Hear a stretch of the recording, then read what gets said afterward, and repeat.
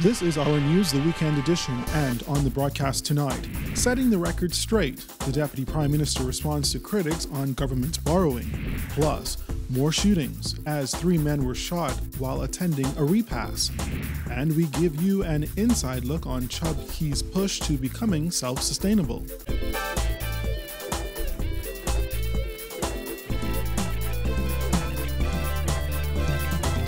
Our news is brought to you by Alive, the nation's newest and best LTE network.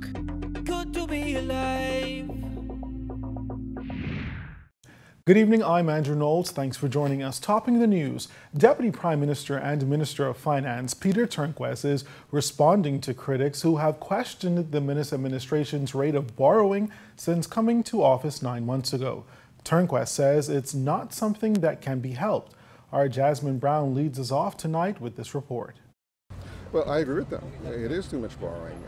We are very much on a path to creating that balanced budget that we so much desire. And according to Turnquest, it's that balance that is desperately needed. His comments came a week after he announced in the House of Assembly that the government would be borrowing $90 million from the Inter-American Development Bank for coastal management, airport infrastructure, and developing appropriate jobs. It is the latest in a string of borrowing by the Minister administration since it took office in May 2017. Weeks after coming to office, the government projected borrowing at more than $722 million to cover inherited outstanding bills, along with the costs associated with running the country. We recognize that we've been left with some legacy issues that are not easily adjusted, and so we may have to go back in the new year for some additional recurrent borrowing. But we want to limit that as much as possible so that we start to change this trajectory. While the massive borrowing may be a concern for many, Turnquest sought to reassure voters that the government does have a plan. There's nothing necessarily inherently wrong with borrowing, but there is something inherently wrong with borrowing without a plan. And that's what we've been doing. We've been just borrowing with no real tangible objectives in mind. And so we're going to, when we do our new budget, we're going to rationalize what it is that we're doing to make sure that any borrowing that we incur is tied to some tangible objective that the Bahamian people can see, feel. Reporting for our news, I'm Jasmine Brown. And while we're on the topic of borrowing, the Inter-American Development Bank is shedding light on past and future loans that the Bahamas has with the IDB. We get that story tonight from Georgie O'Bain. On the heels of Deputy Prime Minister Peter Turnquest's announcement that the government will seek to borrow $90 million from the Inter-American Development Bank, IDB Representative Florencia Atademo-Hurt revealed that the loan for coastal management projects, airport infrastructure, and skills and job training was something that had been looked at since 2016. The first loan that is being referred to recently, it's a labor markets loan for skills development. That loan was approved by the IDB board in November of 2016. That means that it was prepared before that, right? The second loan that is being discussed at the moment, again in order of chronology, is the Family Island Infrastructure loan. It's for airports, basically. It's not any infrastructure, right? That loan was approved by the IDB Board of Directors in January of 2017. Again, that means that it was prepared at least, I would say, 4 to 6 months before that. And the third loan that is being discussed at the moment is what we call Coastal Zone Management and Infrastructure Program. That loan was approved by the board of the IDB in November of 2017. That loan had been ready for preparation since, I want to say, March or April of last year, but because of the electoral process, it was held back. According to Turnquest, the government will spend $35 million on climate-resilient infrastructure, another $35 million on infrastructure upgrades at a number of airports on the Family Islands, and $20 million on skills training for current and future jobs in the labor market. There are 11 active projects approved by the IDB, according to Hurt, who says they totaled $368 million, with $160 million remaining for disbursement. We have about 11 public sector loans in portfolio management, as we call them at the moment. About half of the resources that were approved are dispersed.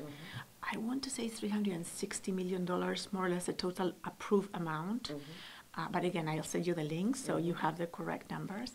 And I would like to say that we have about, it's less than half if I think about it, about 160, I believe, yet to disperse. So how does the IDB ensure that these hefty loans are repaid? We have a rather rigorous system of procurement.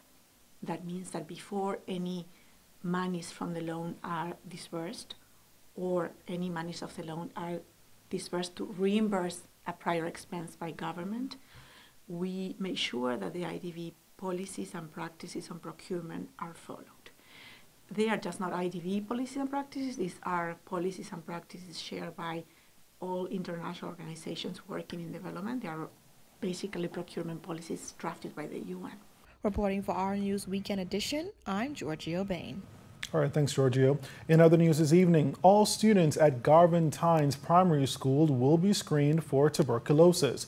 According to Health Minister Dr. Dwayne Sands, that decision made recently during a teacher-parent association meeting. Parents have been uneasy since last week when it was reported that there were 6 cases of people with positive MANTO skin tests at the school. Preliminary results of screening done at the primary school indicated that 38 students have all tested negative. And of the 12 parents tested, 1 came back positive. 44 teachers had been tested with 2 positive results, and 22 administration and support staff members had been tested with 3 positive MANTO skin tests. While there has been much concern about TB in the Bahamas, Sands says it's important to understand in the grand scheme of things, this country has a very low rate of tuberculosis. Important to understand what's happening in the Bahamas. We enjoy a very low rate of tuberculosis. In 2016, we would have had 89 active cases of TB.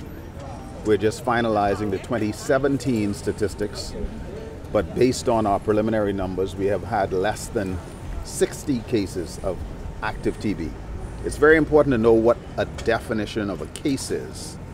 This is not MANTO skin positive or latent TB. These are persons with tuberculosis who require full 6 months of treatment. The minister said the Bahamas continues to see a decreasing amount of cases and very few deaths, less than 3 or 4 in any given year. Back in November, Sands revealed that there were 4 confirmed cases of active TB on Eleuthera and 380 confirmed cases of people with positive MANTO skin tests on that island.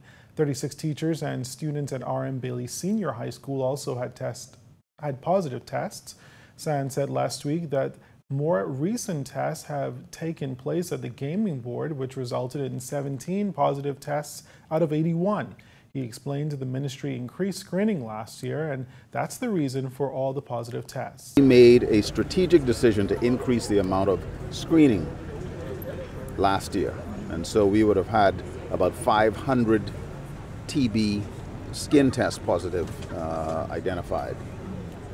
Very few of those patients would have gone on to meet the case definition for active tuberculosis. I think it's important for us to look at our approach to influenza as well, because internationally what's happening is that influenza has remained a challenge, and I want to take this opportunity to say to people who have not gotten a flu shot, go get it. TB is an infectious disease of the lungs, which is spread through the air from one person to another.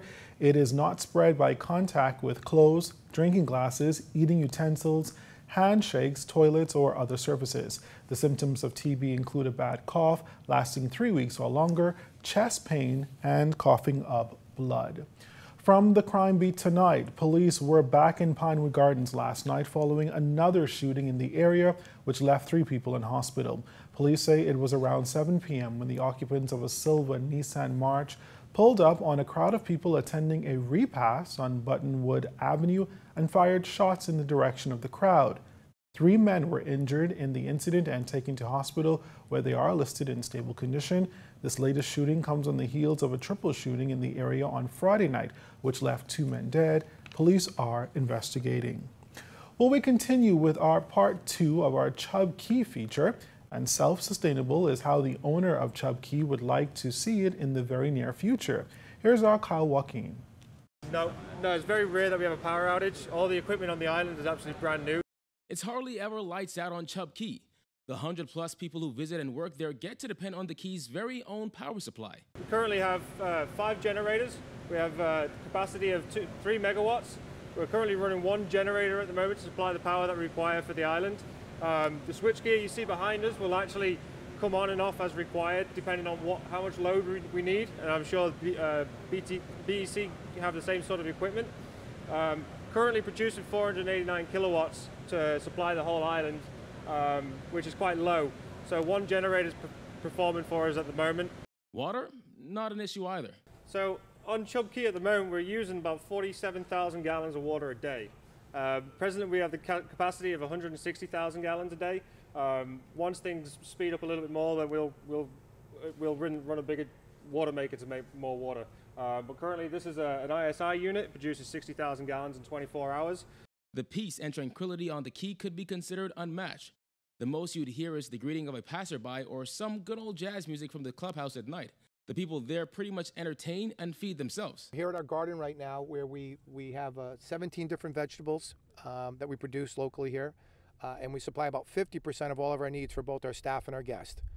Kale, onions, tomatoes, sweet potatoes, all kinds of potatoes. Broccoli, all kinds of potatoes. Broccoli, the list just goes on and on. Cauliflower, we make fresh, we have our own cauliflower here, so it's pretty impressive though. We're up to 50% that we can supply guests and staff. And the Cay is owned by Texas billionaire George Bishop, who purchased it back in 2014.